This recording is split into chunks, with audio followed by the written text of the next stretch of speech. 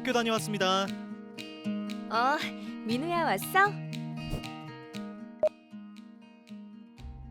학생들의 안전한 현장 실습을 위해 점검에 나섰습니다. 3년 전 관리자 없이 작업장에서 혼자 위험한 기계를 다루다 안타까운 사고를 당한 실습생을 기억하십니까? 당시 초과 근무에 휴일 근무까지 한 것으로 드러났었죠. 한 실습생은 장시간 노동에 시달리다 뇌출혈로 쓰러지고 상사의 폭언과 폭행을 견디지 못하고 극단적인 선택을 한 학생도 있었습니다. 그 후 현장 실습을 학습 중심으로 민우야, 너도 곧 있으면 현장 실습하지? 준비하고 있지.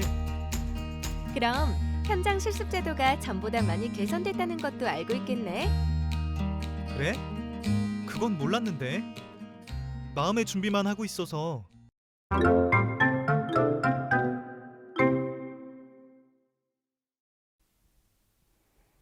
네, 현장 실습이란 학교에서 책으로만 배우던 것을 직업 현장에서 실제로 경험하며 배운다라는 데 의미를 가집니다. 그런데 예전에는 실습생에게 가르침을 주는 것보다는 그냥 다른 근로자가 수행해야 할 일을 시키는 곳이 많았습니다. 그렇다 보니 경험이 없는 학생들이 열악한 환경에서 안전사고 위험도 노출되고 실제로 안타까운 사고들도 발생하였던 것입니다. 2019년부터 현장 실습은 학습 중심 현장 실습으로 운영되고 있습니다. 실습 기간을 최대 3개월로 줄였고 기존의 조기 취업 형태로 운영되던 것을 지금은 취업 준비 과정으로 운영하고 있습니다. 때문에 현장 실습생의 신분은 근로자가 아닌 학생인 것이고 받는 금액 역시 임금이 아닌 현장 실습 지원비라는 차이가 있습니다. 기존의 문제점들을 고치고 학생들의 학습권과 안전을 보장하기 위한 변화들입니다. 학습 중심 3개월 학생 임금 아닌 지원비. 오, 꼭 알아둬야 하는 게 또 있어. 또? 뭔데? 현장 실습 나갈 때 현장 실습 표준 협약서를 반드시 써야 해. 현장 실습 표준 협약서? 내가 써야 하는 거야? 응, 실습 학생, 학교, 사업체가 함께 쓰는 거야. 실습생의 권익 보호를 위해 꼭 필요한 거지. 현장 실습 표준 협약서의 주요 내용을 살펴보면 먼저 제3조에서는 현장 실습 기간과 장소를, 제4조는 현장 실습 방법 및 절차를 정하여 현장 실습 계획에 따른 교육이 잘 이루어질 수 있도록 하는 규정을 두고 있습니다. 학교에 선생님이 있는 것과 같이 사업체에도 현장 실습 담당자를 배치하여 현장 실습생의 실습을 성실하게 지도하여야 한다는 것과 근로기준법, 산업안전보건법 등 노동관계 법령에 대한 교육, 직장 내 성희롱 예방 교육 등을 실시하도록 현장 실습 기관과 현장 실습 직업교육 훈련 기관의 의무도 정하고 있습니다. 그리고 실습 시간은 1일 7시간 이내, 주당 35시간을 넘지 않도록 하고 실습생에게는 일주에 2회 이상의 휴일을 주어야 하며 야간 및 휴일에는 현장 실습을 시켜서는 안 된다는 것을 제9조에 명확히 하고 있습니다. 9조 위반은 2년 이하의 징역 또는 2천만 원 이하의 벌금입니다. 마지막으로 현장 실습 기관이 실습의 내용을 변경하려면 일방적으로 바꿔서는 안 되고 학생과 학교의 동의를 얻어야 한다는 것. 그 밖에도 실습 수당이나 안전에 대한 내용들이 주요한 것들이 많으니 현장 실습 표준 협약서를 꼼꼼히 읽어보시길 권합니다. 만약 협약서를 쓰지 않거나 협약서 내용을 위반하면 회사는 과태료 처분을 받을 수 있습니다. 현장 실습 표준 협약서 꼭 쓰기. 내용 기억하기. 나의 안전과 권리를 위해. 좋은 자세야. 누나가 현장 실습할 때만 해도 이렇게 개선되기 전이니까 내가 근로자인지 학생인지 좀 헷갈릴 때가 있었거든. 그럴 수도 있겠다. 근로 현장에서 일을 하고 있지만 내 신분은 학생인 거잖아. 그렇지. 그럼 여기서 잠깐 실습생과 노동자의 차이를 알아볼까? 현장 실습생은 학생 신분으로 현장 실습 표준 협약서를 작성하고 근로자는 근로계약서를 쓰고 주어진 일을 합니다. 현장 실습생은 기업 현장 교사로부터 일 경험을 배우고 지식과 기술, 근로 태도를 학습하는 거지요. 현장 실습생은 현장 실습 지원비를 받고 근로자는 기업에서 근로의 대가로 임금을 받습니다. 근로자는 4대 보험을, 실습생은 4대 보험 중 산재 보험만, 둘은 적용되는 법규도 다릅니다. 와, 누나 공부 많이 했구나. 네가 너무 모르는 건 아니고 고마우니까 오늘 내가 쏜다. 나가자 누나.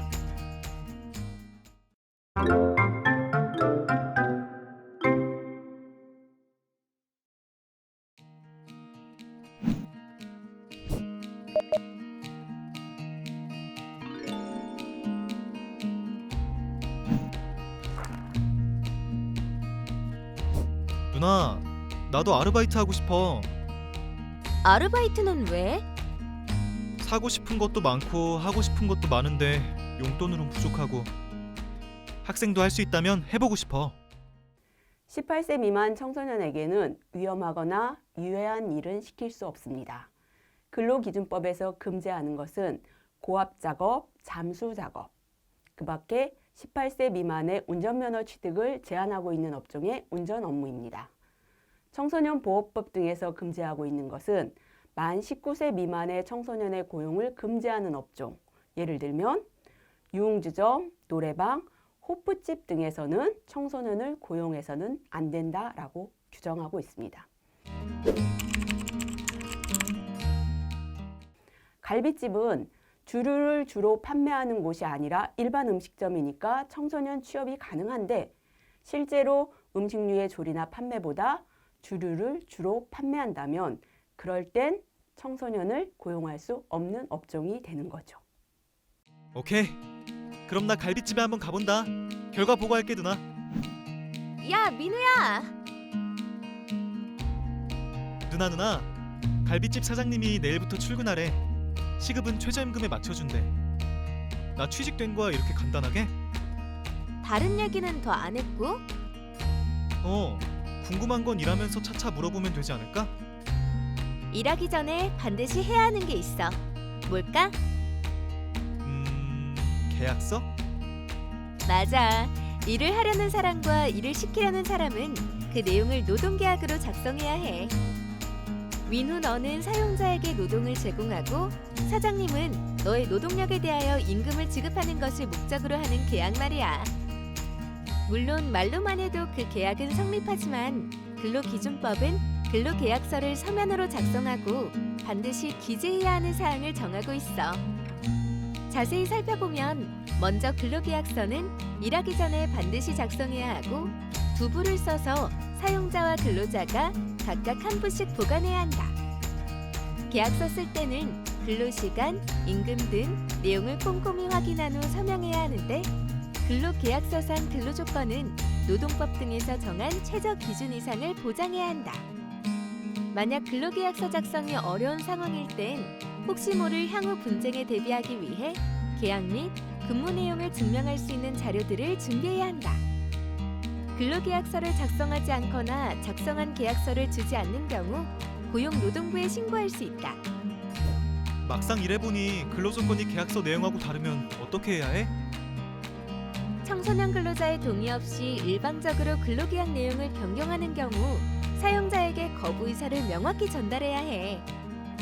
또 근로조건 변경으로 손해가 생겼을 경우엔 즉시 계약을 취소하고 노동위원회에 손해배상 청구를 신청할 수 있어.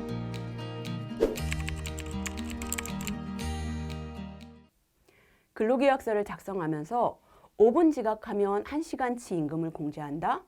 6개월 이상 근무하지 못하고 그만두면 얼마를 내야 한다. 실수로 손해를 끼치면 얼마를 배상해야 된다 하는 것과 같이 실제 손해액이나 이런 것과 상관없이 일방적으로 배상 금액을 정하는 계약은 법에서 금지하고 있습니다.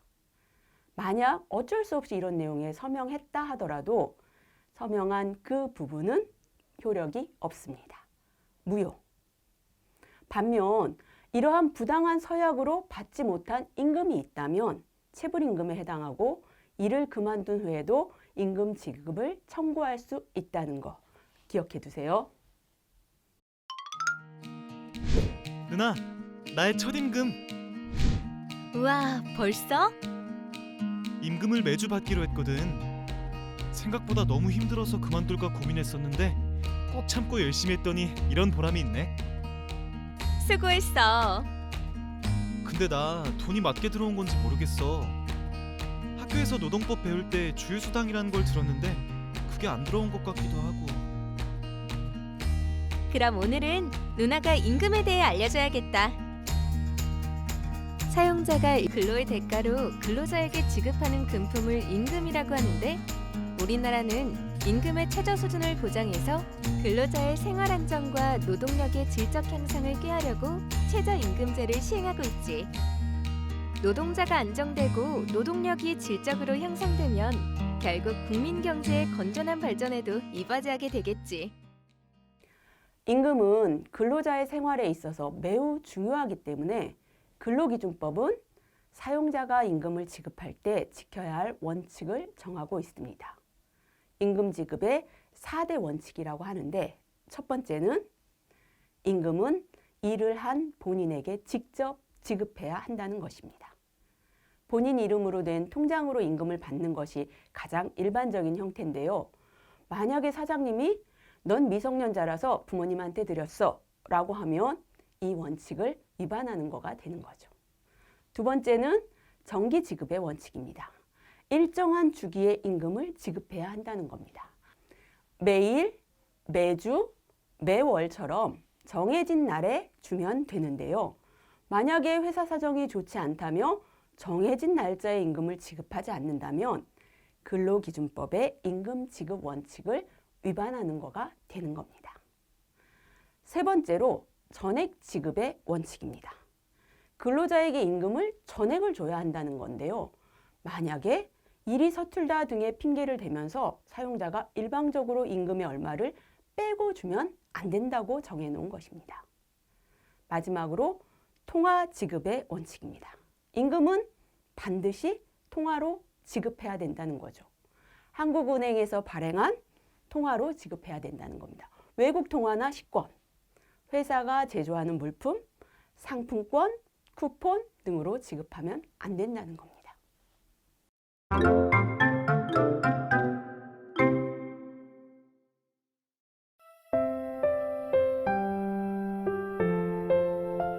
삼아 어려도 노동자입니다.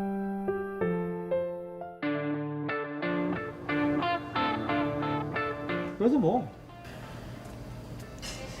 알바비 입금이 덜 됐더라고요. 최저임금으로 시간당 7,530원, 하루 4시간씩. 지난달 25일 일해서 75만 3천 원 주셔야 되는데 50만 원 주셨잖아요. 그건 어른들 얘기고 너는 꼬맹이잖아. 네? 야, 그걸 말이라고 하냐? 같은 돈 쓸 것 같으면 너를 왜 써? 그리고 밥 줬잖아, 너가. 식대는 급여에 포함되는 건 몰라? 밥 한 끼에 10,000원이다. 됐냐? 처음 시작할 때 식사 제공이라고 하셨잖아요. 아무튼 난 다 줬으니까 더 이상 줄 거 없다.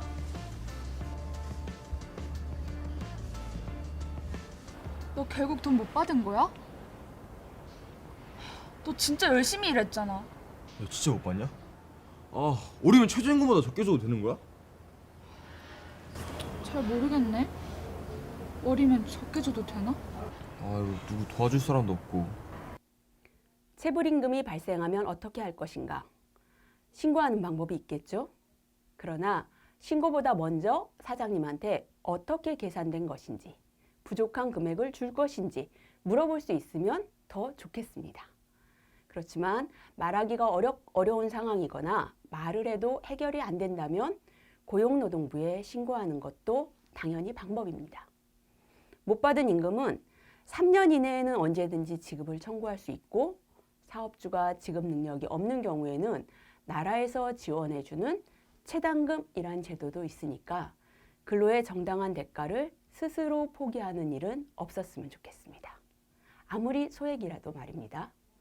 신고나 사용자에게 말하는 것이 두렵다면 서울노동권익센터나 청소년 근로권익센터의 무료 노동 상담을 받아보는 것도 좋은 방법입니다. 아, 맞다. 이럴 때 도와주는 정부기관이랑 단체들이 있는데 그런 게 있어? 이거 봐봐. 너처럼 돈 못 받은 사례들 진짜 많아. 너도 여기 글 올려? 아니 그냥 전화해봐.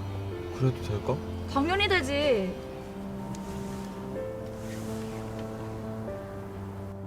안녕하세요.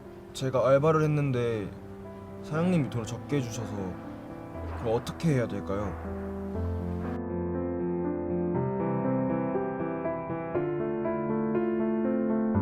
또 뭐?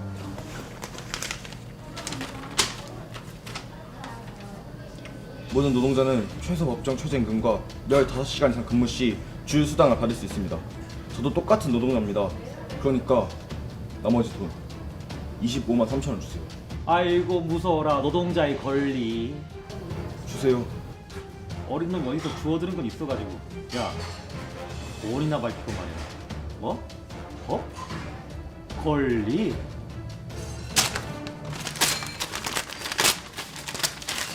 자, 여기 있다 네 권리. 나가! 나가! 나가라고!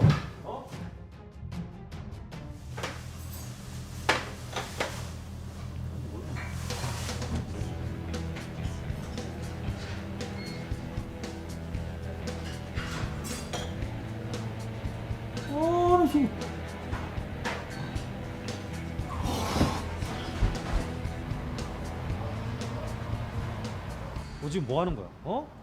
영업방인 거 몰라? 경찰 불러? 콩만 먹고 싶어? 어려도 노동자입니다. 차별받지 않을 권리가 있습니다. 차별받지 않을 권리가 있습니다.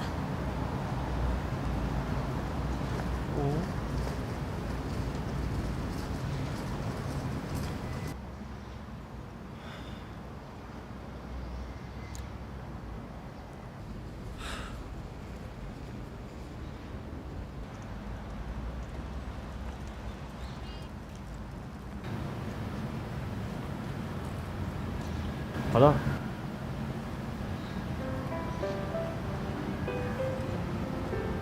감사합니다.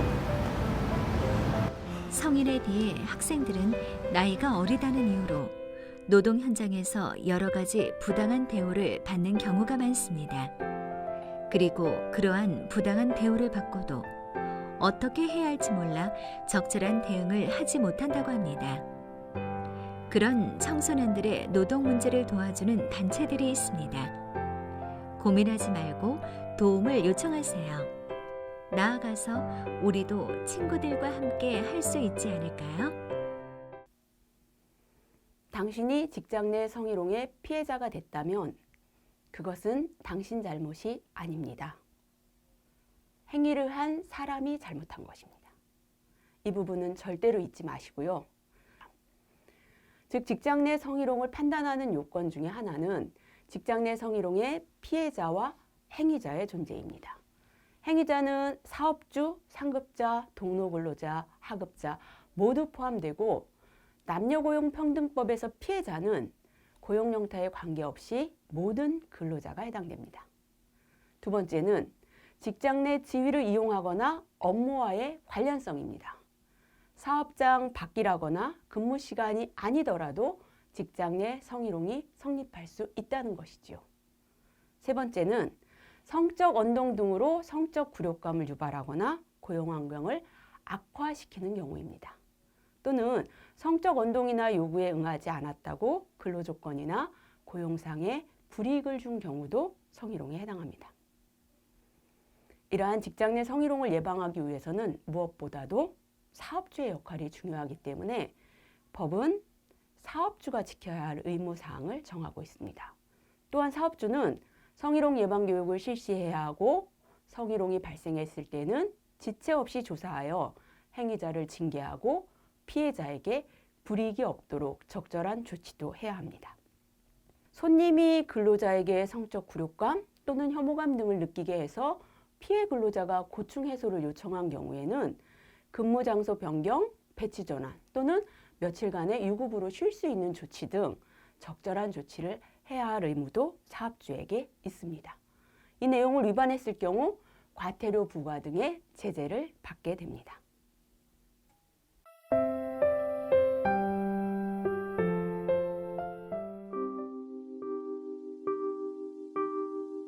(15화) 노동자의 건강, 돈으로 살 수 있나요? 저는 고1이 되고 배달 아르바이트를 시작했습니다. 다른 아르바이트에 비해 시급이 높기 때문입니다. 하루 대여섯 시간, 주문이 많으면 자정까지 일했습니다. 하지만 야간 수당 같은 건 없었습니다. 그리고 배달 알바는 시간이 생명이라며 제가 배달 갔다가 늦게 돌아올 때마다 야 임마! 딴 데로 새지 말고 착실하게 배달이나 해! 라고 사장님이 면박을 주었습니다. 저는 절대로 그런 적이 없는데 너무 억울하고 화가 났지만 죄송합니다 라고 말할 수밖에 없었습니다. 잘리거나 임금이 깎일 수도 있기 때문에 겁이 났습니다. 그래서 배달을 할 때 점점 더 속도를 냈고 항상 쫓기는 기분이 들었습니다. 그러던 어느 날 파란 신호가 깜빡깜빡할 때 우회전을 했는데 갑자기 나타난 꼬마를 피하려다가 사고가 났습니다. 저는 전신에 심한 다박상을 입었고 오토바이는 수리를 할 수밖에 없는 상태가 되어버렸습니다. 그 사실을 알게 된 사장님께서는 노발대발하시며 오토바이 수리비를 제 임금에서 제하겠다고 하셨습니다. 저는 제 임금에서 수리비를 지불해야 한다는 것도 슬펐지만 제 몸 상태는 사장님의 관심 받기라는 현실이 너무나 비참했습니다. 또래의 이야기라 마음이 더 아프네요. 선생님, 영상의 주인공은 산재에 해당할까요?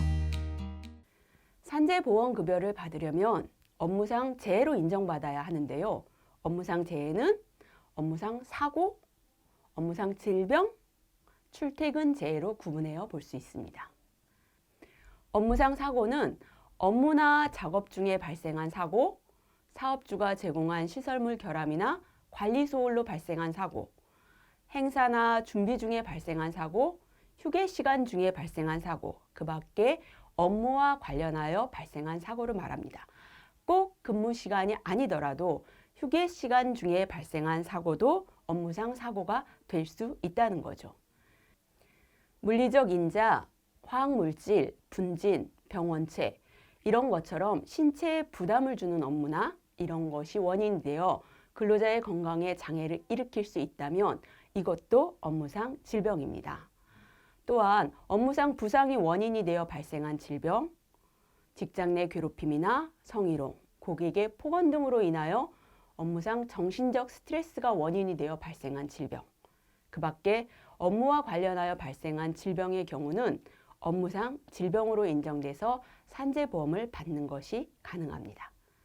마지막으로 출퇴근 재해가 있는데 사업주가 제공한 교통수단이나 그에 준하는 교통수단을 이용하는 등 사업주의 지배관리하에서 출퇴근하는 경우에 발생하는 사고도 출퇴근 재해에 해당하고 그 밖에 통상적인 경로와 방법으로 출퇴근하는 중에 발생하는 사고도 역시 출퇴근 재해에 해당합니다.